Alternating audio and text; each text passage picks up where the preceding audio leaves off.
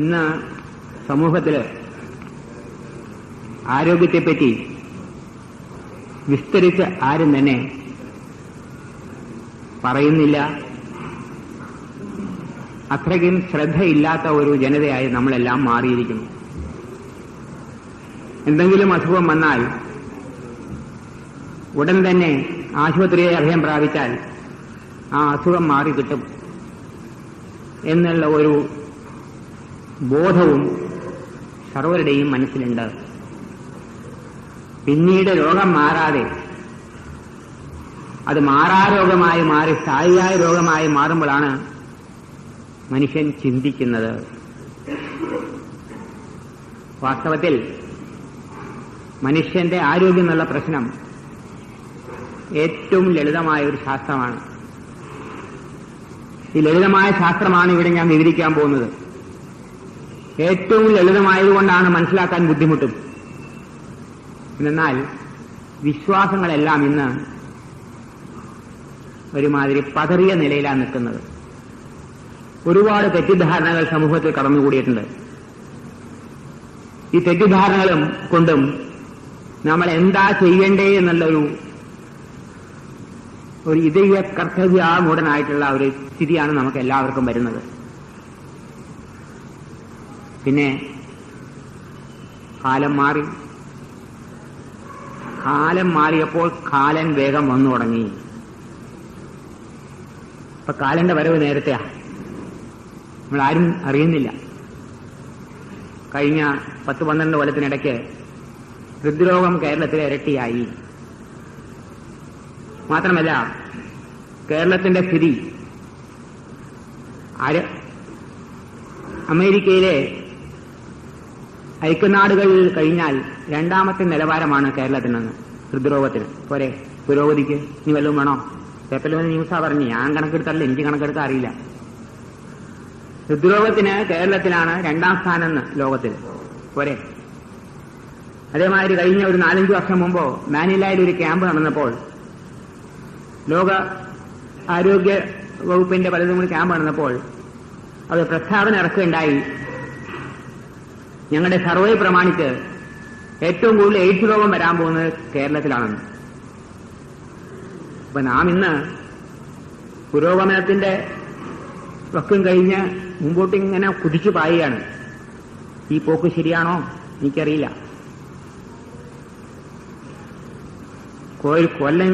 കോഴിക്കോട് ജില്ലയിൽ നാദാപുരം എന്നൊരു ഗ്രാമമുണ്ട്. ഒരു കൊച്ചു ഗ്രാമമാണ്. അവിടെയുള്ള കെട്ടിടങ്ങളെല്ലാം, അവിടെ ചെറ്റക്കുളകളൊന്നുമില്ല, എല്ലാം വലിയ വലിയ ഹർമ്മ്യങ്ങളാണ്. രാജസ്ഥാനിലെ ആ മാർബിൾസ് എല്ലാം അവിടെ എത്തിയിട്ടുണ്ട്. മാർബിൾ കൊട്ടാരങ്ങളാണ്. അവിടുത്തെ അവസ്ഥയെപ്പറ്റി അവിടെ ജോലി ചെയ്യുന്ന ഒരു ബാങ്കിലെ ഒരു ഉദ്യോഗസ്ഥനുണ്ടൊക്കെ പറയുണ്ടായി. പറഞ്ഞപ്പോൾ ഒരുപക്ഷെ ഞാൻ ഞെട്ടിപ്പോയി, അദ്ദേഹം ഞെട്ടിയെന്നറിയില്ല. അവിടെയുള്ള കുടുംബങ്ങളിൽ വളരെ പ്രായം കൂടിയ ആൾക്കാർ മാത്രമേ ഉള്ളൂ. ചെറുപ്പക്കാരുണ്ട്, ചെറുപ്പക്കാരായ സ്ത്രീകളുണ്ട്. പുരുഷന്മാരിൽ പകുതി പേര് യമലോകത്ത്, പകുതി പേര് മിഡിൽ ഈസ്റ്റിൽ. മനസ്സിലായോ? ഇല്ലാന്ന് തോന്നുന്നു നിങ്ങൾക്ക്. ചെറുപ്പക്കാരെല്ലാം മരിക്കുകയാണ് ഹാർട്ട് അറ്റാക്ക് കൊണ്ട്. അവിടെ എല്ലാവരും ദുബായിലും അബുദാബിയിലാണ്. പക്ഷെ അതിൽ പകുതി പേരും അങ്ങോട്ട് എത്തിക്കഴിഞ്ഞു. വിധവകളുടെ എണ്ണം വളരെ കൂടിയിരിക്കുന്നു ആ നാദാപുരത്ത്. സമൂഹത്തിനെ പറ്റി ചിന്തിക്കുന്ന ഏതെങ്കിലും സമൂഹ സ്നേഹികളുണ്ടെങ്കിൽ അവരിത് മനസ്സിലാക്കി പ്രവർത്തിക്കേണ്ടതാണ്. ഈ പോക്ക് ശരിയല്ല. ഞാനൊരു ഭീകരാവസ്ഥ സൃഷ്ടിക്കല്ല, ഭീകരാവസ്ഥ ഇവിടെ ഉണ്ടെന്ന് നമുക്ക് അറിയുന്നില്ല, അത്രേ ഉള്ളൂ. രാക്ഷസന്മാര് ഭരിക്കുന്ന നാടില് നമുക്ക് രാക്ഷസന്മാരെ മാത്രമേ അറിയുള്ളൂ, മറ്റുള്ളവരെ അറിയില്ലല്ലോ. രാക്ഷസന്മാര് രാജ്യം ഭരിക്കുകയാണെങ്കിൽ രാക്ഷസന്മാരെ പറ്റി നമ്മൾ കേട്ടിട്ടുള്ളൂ, വേറെ ഒന്നും കേട്ടിട്ടില്ല, അതിനപ്പുറം ഒന്നുമില്ല എന്നുള്ളതാണ്. ഇന്ന് നമ്മളെ പറഞ്ഞ് ബോധിപ്പിച്ചിരിക്കുന്നത് രോഗം വന്നാൽ ഈ രോഗം മാറാൻ യാതൊരു വ്യവസ്ഥയുമില്ല, ഈ രോഗിയായിട്ട് തന്നെ ഇരുന്നോളും. ഇങ്ങനെ ഒരു ചതികൾ, ഒരു കുടുക്കിൽപ്പെട്ടിരിക്കുകയാണ് നമ്മളെല്ലാവരും. വാസ്തവത്തിൽ രോഗത്തിൽ നിന്നും പൂർണ്ണമുക്തി നേടാം. അതിനുള്ള ഒരു പന്ഥാവുണ്ട്, ഒരു നല്ല വഴിയുണ്ട്, നേർവഴിയുണ്ട്. ഈ നേർവഴിയാണ് പ്രകൃതി ജീവനശാസ്ത്രം. പ്രകൃതി ചികിത്സ എന്നാണ് ഇന്ന് അറിയുന്നത്. ചികിത്സയല്ല, വാസ്തവത്തിൽ ആ ജീവിത രീതി മാറിക്കഴിഞ്ഞാൽ സർവ്വരോഗങ്ങളും മാറുന്നതായിട്ട് ഞങ്ങളുടെ അനുഭവമാണ്. രോഗത്തിന്റെ പേര് ഞങ്ങൾക്ക് ആവശ്യമില്ല. രോഗത്തിന്റെ പേര് നാമകരണവും വേണ്ട. രോഗം എന്തായാലും കരകയറാനുള്ള മാർഗം ഒരേ ഒരു മാർഗമാണ്. എന്റെ ഗുരുനാഥൻ പറയുന്ന മാതിരി, health is the way, there is no other way. ആരോഗ്യം തന്നെയാണ് ഒരു വഴി, വേറെ വഴിയില്ലാന്ന്. Health is the way, there is no other way. വ്യക്തമായിട്ട് അദ്ദേഹം പറയുന്നുണ്ട്. 10-30 കൊല്ലം മുമ്പ് ഞാൻ പഠിച്ച അന്ന് കേട്ടതാണ്, ഇന്നും അത് മറന്നിട്ടില്ല. അപ്പൊ ആരോഗ്യം എന്നുള്ളതായിട്ടുള്ള ആ ഏറ്റവും പ്രധാനപ്പെട്ടതായിട്ടുള്ള ആ രത്നം നാം കൈവശം വയ്ക്കാൻ ശ്രമിച്ചാൽ രോഗം എവിടെ? സൂര്യൻ ഉദിച്ചു കഴിഞ്ഞാൽ ഇരുട്ട് എവിടെ? ഇത്രേ പറയുന്നുള്ളൂ. സൂര്യൻ ഉദിച്ചു കഴിഞ്ഞാൽ പിന്നെ ഇരുട്ടില്ല. ആരോഗ്യം വന്നു കഴിഞ്ഞാൽ ഒരു രോഗവുമില്ല, എയ്ഡ്സ് രോഗവുമില്ല. പേപ്പറിൽ വായിച്ചു, ഹെപ്പറ്റൈറ്റിസ് ജി എന്നൊരു പുതിയ വൈറസ് ഇന്ത്യയിലേക്ക് ഇറക്കുമതി ചെയ്യുന്നു. എന്താണില്ല, എത്ര പേടിക്കാൻ നോക്കും മനുഷ്യരെ. ഇത് വന്നാൽ മരിച്ചോളൂ എന്ന് പറഞ്ഞു പാടുണ്ട്. ഇത് പുതിയ ശാസ്ത്രം നമ്മളെ പഠിപ്പിക്കുക എന്താണ്? എയ്ഡ്സ് വന്നാൽ മരിച്ചോളൂ, ഹെപ്പറ്റൈറ്റിസ് ബി വന്നാൽ മാറില്ല, ഹെപ്പറ്റൈറ്റിസ് ജി വന്നാൽ മരണം നിശ്ചയം, ഡെങ്കു ഫീവർ വന്നാൽ മരണം കാത്തിരുന്നോളൂ. ഇതെന്താ ഇത്? ഇതാണോ ശാസ്ത്രം?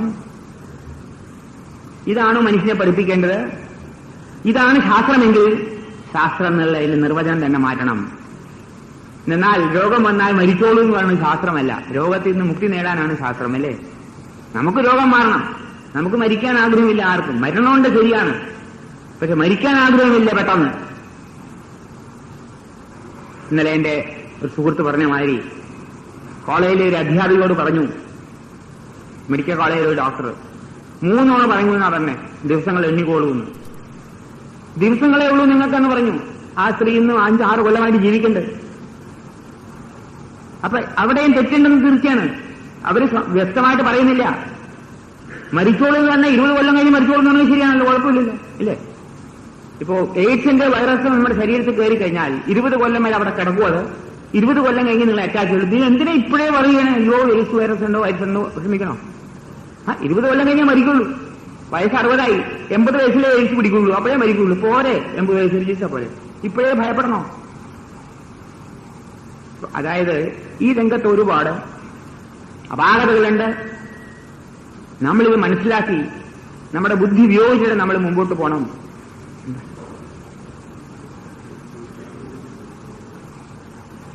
ചിറക്കര ഹൈസ്കൂളിലെ രാജേന്ദ്രനെ ഒന്ന് കാണണം, പണിക്കരെ ഉടനെ കാണണം.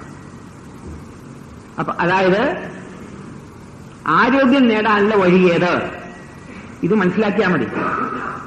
ഏറ്റവും ലളിതമാണ്, മനസ്സിലാക്കാൻ എളുപ്പമാണ്, പക്ഷെ പ്രായോഗികമാക്കാൻ അല്പം ബുദ്ധിമുട്ടുണ്ട്. എന്നാൽ ഇന്നത്തെ കാലത്ത് നമ്മൾ ഒരുപാട് ഈ ചക്രത്തിൽ കിടന്ന് കറങ്ങുക, പല പ്രാരബ്ധത്തിൽ കിടന്ന് കറങ്ങുക. കാരണം ഈ കറക്കത്തിൽ നിന്ന് പുറത്തു പോകാൻ വഴിയില്ല, ചുഴിപ്പെട്ടിരിക്കുക. ഇതിനപ്പുറം ഒന്നുമില്ല എന്നുള്ള വിചാരം വന്നാൽ പിന്നെ ചുഴി കിടന്ന് തന്നെ മരിക്കുക. എന്താണ് ഈ ആരോഗ്യം? നമുക്ക് എങ്ങനെയാ സൂക്കേട് വരണേ? സൂക്കേട് വരാൻ നിയമമൊന്നുമില്ല. ജാതസ്ഥിതി ധ്രുവോ മൃത്യും, ഇത്ര പറഞ്ഞിട്ടുള്ളൂ ഗീതയിൽ. ഒരു വേദങ്ങളിലും ഒരു നല്ല ഗ്രന്ഥങ്ങളിലും ഒരു ഉപനിഷത്തിലും ഒരു ഖുറാനിലും ഒരു ബൈബിളിലും പറഞ്ഞിട്ടില്ല ജനിച്ചാൽ നിങ്ങൾക്ക് രോഗം വരണമെന്ന്. പറഞ്ഞിട്ടുണ്ടോ? ഇല്ല. ജനിച്ചാൽ മരണമുണ്ടെന്ന് മാത്രം. പക്ഷെ ഇന്നങ്ങനെയല്ല, ജനിച്ചാൽ ഒരു രോഗം വേണമെന്നാണ് നമ്മുടെ എല്ലാവരുടെയും വിശ്വാസം. പലപ്പോഴും ഒരു 50 വയസ്സാകുമ്പോൾ എന്തെങ്കിലും രോഗം പിടിച്ചാൽ മരിക്കാൻ ഒരു രോഗം വേണ്ടേ ധാരണ. ഉടനെ അതങ്ങോട്ട് തീർത്തു, ഇനി മുമ്പോട്ട് പോകാം. മരിക്കാൻ വേണ്ടി രോഗം, മരിക്കാൻ വേണ്ടിയും രോഗം വേണ്ട. മരണം എന്നുള്ളതും രോഗിയായിട്ടല്ല മരിക്കേണ്ടത്. നമുക്ക് മനസ്സിലാവില്ല പറഞ്ഞാൽ ഇന്ന് എല്ലാ മരണവും രോഗിയായിട്ടാണ് മരിക്കുന്നത്. അതുകൊണ്ട് നമ്മുടെ വിചാരം രോഗം വേണമെന്ന് മരിക്കാനായിട്ട്. ഈ ഒരു ധാരണ നമ്മുടെ തലയിൽ കടന്നുകൂടിയിട്ടുണ്ട്. ഇതങ്ങ് മാറ്റിയേ പറ്റൂ. ഈ ശരീരത്തിന് രോഗം വരാനുള്ള കാരണം എന്ത്? ഏതെങ്കിലും ഒരു യന്ത്രം എടുത്താലും അത് കേടുവരാനുള്ള കാരണം എന്താ? അതിലേതെങ്കിലും അവയവം കേടുവരും, അപ്പൊ അത് കേടുവരും. മാത്രമല്ല അതിന്റെ സ്ട്രക്ചർ മുഴുവൻ മനസ്സിലാക്കണം. അത് എങ്ങനെ ഉണ്ടാക്കിയ ആ യന്ത്രം. ഒരു കാറാണെങ്കിൽ അതിന്റെ ടയറുണ്ട്, അതിന്റെ എഞ്ചിനുണ്ട്, അതിന്റെ കാർബോറേറ്റർ ഉണ്ട്, അതിന്റെ ഹോൺ ഉണ്ട്, അതിന്റെ സ്റ്റിയറിംഗ് വീലുണ്ട്, അതിന് സ്പ്രിങ്സ് ഉണ്ട്, പിന്നെ പലതും ഉണ്ട്. ഏതെങ്കിലും കേട് വന്നാൽ ആ കാർ കേട് വന്നു. അതേമാതിരി നമ്മുടെ ശരീരത്തിലും രോഗം വരാനുള്ള കാരണം എന്താണെന്ന് മനസ്സിലാക്കി കഴിഞ്ഞാൽ, മനസ്സിലാക്കുന്നതിന് മുമ്പോ ഈ ശരീരം നിർമ്മിച്ചത് എങ്ങനെയാണെന്ന് മനസ്സിലാക്കണ്ടേ? കാർ ഉണ്ടാക്കിയതാര്? അംബാസഡർ കാറാണ്, അല്ലെങ്കിൽ പ്രീമിയർ പത്മിനി ആവാം, ടയർസ് ആവാം, അല്ലെങ്കിൽ മാരുതി ആവാം. അപ്പൊ അവരുടെ ബുക്കിലിട്ടുണ്ട് ഉണ്ട് അതിൻ്റെ അകത്ത് ആ പ്രൊസീജിയർ എല്ലാം ഇട്ടുണ്ട്. ഇന്ന മാതിരി കേട് വന്നാൽ ഇന്നത് ചെയ്യണമെന്ന് കേട്ടിട്ടുണ്ട്. അതേമാതിരി ഈ ശരീരം സൃഷ്ടിച്ചപ്പോൾ ഈ സൃഷ്ടിച്ച ആള് ഇതിന്റെ ഇതേമാതിരി ഒരു ബ്രോഷർ ഉണ്ടാക്കിയിട്ടില്ലേ, ഒരു ബുക്കിലേറ്റ് ഉണ്ടാക്കിയിട്ടുണ്ടല്ലോ. അതെന്തെന്ന് മനസ്സിലായാൽ വേഗം പ്രിപ്പയർ ചെയ്യാമല്ലോ, ഇല്ലേ? ഇതൊന്നും മനസ്സിലാക്കിയാണ് നമ്മളിങ്ങനെ പോയി പരക്കം മാഞ്ഞ് നടക്കുക ആരോഗ്യം കിട്ടാൻ വേണ്ടി. ഈ ശരീരം സൃഷ്ടിച്ചതായിട്ടുള്ള പ്രധാന വസ്തുക്കൾ മനസ്സിലാക്കണം. സൃഷ്ടിച്ചത് നമ്മൾ ആരുമല്ല, നമ്മുടെ എല്ലാവരുടെയും ഉള്ളിൽ കിടക്കുന്ന ജീവശക്തിയാണ് ശരീരം സൃഷ്ടിച്ചേക്കുന്നത്. ആ സൃഷ്ടിച്ചെടുത്തതായിട്ടുള്ള വസ്തുക്കളേവാ ഞാൻ ശാരീരികമായിട്ടും മാനസികമായിട്ടുള്ള ബുദ്ധിമുട്ടുകളും ഉണ്ട്. മാനസികമായ രോഗങ്ങളുണ്ട്, ശാരീരികമായ രോഗങ്ങളുണ്ട്. പക്ഷേ പല മാനസികമായ രോഗങ്ങളും ശരീരത്തിന്റെ രോഗം മാറുമ്പോൾ തനിയെ മാറുന്നുണ്ട്, മാനസിക രോഗങ്ങൾ. അത് പിന്നീട് ഞാൻ പറയാം, അവസരം കിട്ടുമ്പോൾ എക്സാമ്പിൾസ് ഉണ്ടാവും. മാനസികമായ രോഗങ്ങൾ പോലും ശരീരമായ രോഗം മാറുമ്പോൾ മാറുന്നുണ്ട്, തനിയെ മാറുന്നുണ്ട്. അപ്പൊ ശരീരവും മാനസികമായ രോഗങ്ങളും ശരീരമായ രോഗങ്ങളും തമ്മിൽ പരസ്പരം ബന്ധപ്പെട്ടതാണ്. അപ്പൊ ശരീരത്തിനെ പറ്റി നമ്മൾ പഠിക്കുമ്പോൾ നമുക്ക് ശരീരത്തിനാണ് അധികവും പേർക്കും രോഗം വരുന്നത്. മാനസിക രോഗം കുറവാ, ഇല്ലേ? ഉളമ്പാറിലെ ആൾക്കാർ കുറവല്ലേ? മറ്റുള്ള ഭാഷകളിലല്ലേ ഏറ്റവും കൂടുതൽ, മറ്റുള്ള ആശുപത്രിയിലെ ആൾക്കാർ കൂടുതൽ. ഉളമ്പാറിന് കുറച്ച് ആൾക്കാരില്ലേ ഉള്ളൂ, കുറവാ. എല്ലാവരും അങ്ങോട്ട് പോകണമില്ല. അപ്പൊ ശരീരത്തിന് സൃഷ്ടിച്ചതായിട്ടുള്ള വസ്തുക്കളേവാ. ഈ വസ്തുക്കള് ശരീരം സൃഷ്ടിക്കാനായിട്ട് ജീവൻ, നമ്മളെല്ലാവരും അമ്മയുടെ ഗർഭത്തിൽ കിടക്കുമ്പോൾ നമ്മുടെ ജീവൻ അമ്മയുടെ ശരീരത്തിൽ നിന്നും ഈ വസ്തുക്കൾ എടുത്തിട്ടാണ് ശരീരം സൃഷ്ടിക്കുന്നത്. വളരെ വ്യക്തമായിട്ട് മനസ്സിലാക്കണം കാര്യം. ആ വസ്തുക്കൾ ശരീരത്തിൽ നമ്മുടെ അമ്മയുടെ ദേഹത്തും ഇല്ലെങ്കിൽ ആ അപാകത ശരീരത്തിൽ വരും ജനിക്കുമ്പോൾ. അതാണ് ഇന്ന് ഡോക്ടർമാരെ കോൺജനിറ്റൽ ഡിസീസ് എന്ന് പറയുന്നത്, ജന്മനാളുള്ള തകരാറുകൾ. അതിന് കാരണം പലതും ഉണ്ട്, അത് പിന്നീട് ഞാൻ പറയാം. അപ്പൊ വസ്തുക്കൾ അമ്മയുടെ ശരീരത്തിലും ഉണ്ടാവണം, എല്ലാ വസ്തുക്കളും വേണം. ഏതൊക്കെയാണ് ആ വസ്തുക്കൾ? ശരീരം സൃഷ്ടിക്കാനുള്ള വസ്തുക്കൾ ഏതൊക്കെയാണ്? വായു, അഗ്നി, ജലം, പൃഥ്വി, ആകാശം. പഞ്ചഭൂതമയമാണ് ശരീരം. ഇന്ന് നമ്മുടെ വേദാദികാലം മുതൽ, അനാദികാലം മുതൽ ഈ തത്വം പ്രചരിച്ചിരിപ്പുണ്ട്. ഈ പ്രപഞ്ചത്തിലിരിക്കുന്ന സർവ്വജീവജാലങ്ങളും സൃഷ്ടിക്കപ്പെട്ടത് പഞ്ച കൊണ്ടാണ്. അതുകൊണ്ട് ഈ പഞ്ചഭൂതങ്ങളും ആണ് ശരീരത്തിൽ സൃഷ്ടിക്ക് ആവശ്യമായ വസ്തുക്കൾ. ഇതെല്ലാം അമ്മ കൊടുക്കണം. കുട്ടി അമ്മയുടെ ഗർഭത്തിൽ കിടക്കുമ്പോൾ കുട്ടി ശ്വസിക്കാൻ പറ്റിയില്ല, പക്ഷെ അമ്മ ശ്വസിക്കണ്ട്. കുട്ടിക്ക് സൂര്യപ്രകാശം കിട്ടിയിട്ടില്ല, പക്ഷെ അമ്മ സൂര്യപ്രകാശം കൊള്ളുന്നുണ്ട്. കുട്ടിക്ക് ജലം പ്രത്യേകം കുടിക്കേണ്ട ആവശ്യമില്ല, കുട്ടിക്ക് വേണ്ട ജലം അമ്മ കുടിച്ചോളും. കുട്ടിക്ക് വേണ്ട പൃഥ്വിയിൽ നിന്ന് കിട്ടുന്ന വസ്തുക്കൾ മുഴുവനും അമ്മ ഭക്ഷണത്തിൽ കൂടെ കിട്ടണം, അമ്മയുടെ ഭക്ഷണത്തിൽ കൂടി. ഇപ്പൊ ശരീര സൃഷ്ടിക്ക് ആവശ്യമായിട്ടുള്ള സർവ്വ വസ്തുക്കളും അമ്മയിൽ നിന്നും കിട്ടണം. അതുകൊണ്ടാണ് ഗർഭകാലത്ത് ആ അമ്മമാർക്ക് എന്തെങ്കിലും പ്രത്യേക വസ്തുക്കളുടെ ആവശ്യം വന്നാൽ അതൊരിക്കലും നിറവേറ്റാതിരിക്കരുത് എന്ന് ഇന്ന് ആയുർവേദത്തിൽ പറയുന്നുണ്ട്. ശരീരസ്ഥാനത്തില്, അഷ്ടാംഗത്തിൽ ശരീരസ്ഥാനത്തില് വളരെ വ്യക്തമായിട്ട് പറയുന്നുണ്ട്. ആ കുട്ടിക്ക് ശരീരസൃഷ്ടിക്ക് ആവശ്യമായ എന്തെങ്കിലും വസ്തുക്കൾ വേണമെങ്കിൽ ആ കുട്ടി അമ്മയിൽ കൂടെ പറയും. അപ്പൊ അമ്മയ്ക്ക് ചില സമയത്ത് ചില ഭക്ഷണങ്ങൾ കഴിക്കാൻ തോന്നും, അത് കൊടുക്കണം എന്ന്, ഒരിക്കലും നിരാകരിക്കരുത് എന്ന് പ്രത്യേകം പറയുന്നുണ്ട്. അതിന്റെ അർത്ഥം എന്താ? ആ കുട്ടിക്കറിയാം ഈ പ്രപഞ്ചത്തിൽ എന്തെല്ലാം വസ്തുക്കളുണ്ടെന്ന്. ഇഡ്ഡലിയും ദോശയൊന്നുമല്ല, പുട്ടും കടലയല്ല, ജിലേബിയും ഗുലാബ് ജാമുമല്ല.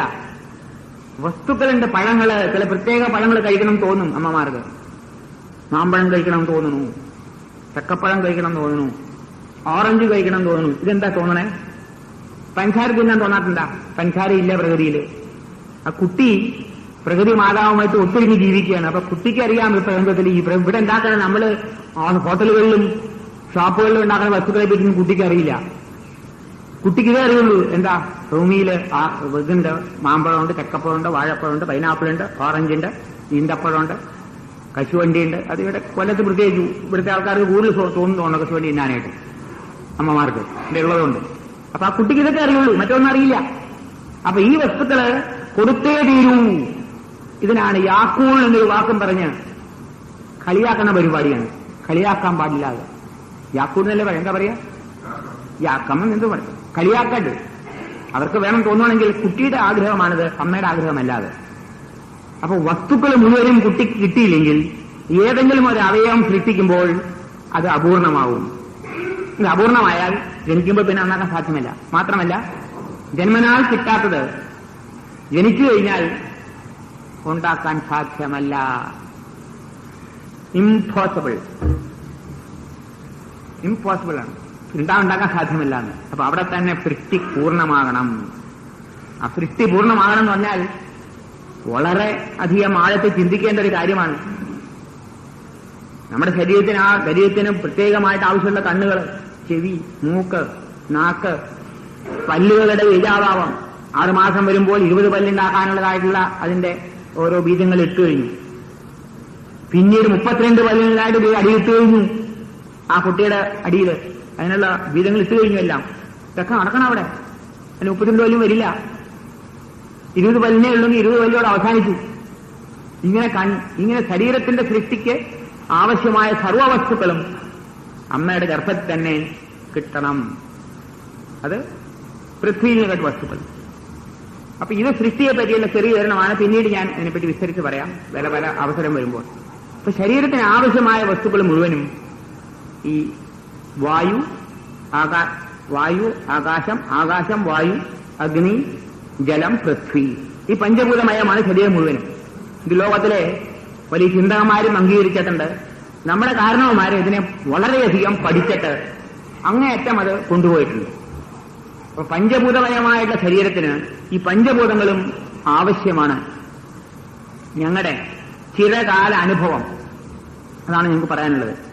ഈ പഞ്ചഭൂതങ്ങളെയും ഉപാസനാരൂപത്തിൽ, ആരാധനാരൂപത്തിൽ നാം അംഗീകരിച്ചിട്ട് നമ്മുടെ രോഗം മാറാൻ വേണ്ടി ഈ പഞ്ചഭൂതങ്ങളെയും നാം വേണ്ട വിധത്തിൽ മനസ്സിലാക്കിയിട്ട് ഉപയോഗിച്ചു കഴിഞ്ഞാൽ സർവ്വരോഗവും മാറും. സർവ്വരോഗവും മാറും. എന്റെ 39 കൊല്ലത്തെ അനുഭവമാണ്.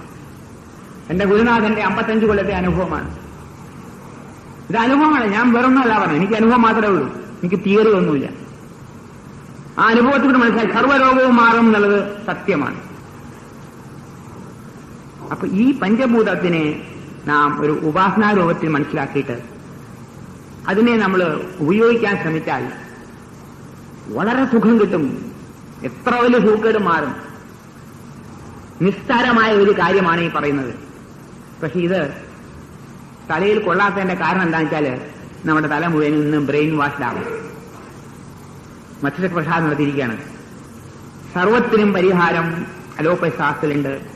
അതിലും പഴയതായിട്ടുള്ള ആയുർവേദത്തിലുണ്ട്, ഹോമിയോയിലുണ്ട്, യുനാനിയിലുണ്ട്, ഒരുപാട് ശാസ്ത്രങ്ങളുണ്ട്. ഇവരെല്ലാവരും കൂടി മുമ്പിൽ നിൽക്കുമ്പോൾ എന്തിനാണ് ഈ പ്രകൃതി ചികിത്സ, എന്തിനാണ് ഈ പ്രകൃതി ജീവനശാസ്ത്രം എന്നൊരു ചിന്താഗതി മനസ്സിൽ വരും.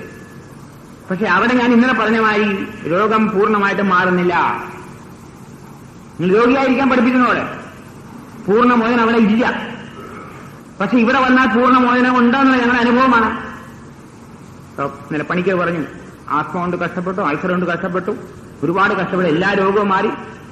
അദ്ദേഹം 100% അല്ലെങ്കിൽ ഒരു 90% സുഖമായിട്ട് ജീവിക്കുന്നു. ഇത്രേ ഞാൻ പറയുള്ളൂ. അതുപോലെ രോഗികൾ വിചാരമില്ല. ഞാൻ അൾസർ രോഗിയായിരുന്നു, ഞാൻ ആസ്മ രോഗിയായിരുന്നു, ഞാൻ ബ്രോൺകൈറ്റിസ് രോഗിയായിരുന്നു എന്നുള്ള വിചാരമില്ല. പല വിഷമങ്ങളും ഉണ്ടായിരുന്നു അദ്ദേഹത്തിന്. അതെല്ലാം മാറി. അപ്പൊ ഇതെങ്ങനെ മാറി? ഈ പഞ്ചഭൂത ഉപാസനയാണ്. ഈ 5 എലിമെന്റ്സ്, പ്രകൃതി കാണുന്ന ഈ 5 എലിമെന്റ്സിനെ നാം ഉപാസനാരൂപത്തിൽ കണ്ട് അവരെ, ഉപാസന എന്ന് പറഞ്ഞാൽ പൂജയൊന്നല്ല പറഞ്ഞാൽ, പൂജിക്കുമെന്നല്ല. അതെന്താണ്? നമ്മുടെ ജീവിതത്തിലെ ഒരു മാറ്റം വരുത്തി ഇവരെ മനസ്സിലാക്കിയിട്ട് ഇവരെ പൂജിക്കണമെങ്കിൽ പൂജിച്ചോളൂ. ആ പൂജയോടുകൂടി നോക്കുകയാണെങ്കിൽ ഇത്രയും സുഖം ലോകത്തിൽ വേറെ ഒരിടത്തും കിട്ടുകയില്ല. പരമാനന്ദം എന്ന് ഞാൻ പറയാം. പരമാനന്ദമാണ് ഏറ്റവും ആവശ്യം എല്ലാവർക്കും. ആനന്ദം പോരാ, പരമാനന്ദം വേണേ.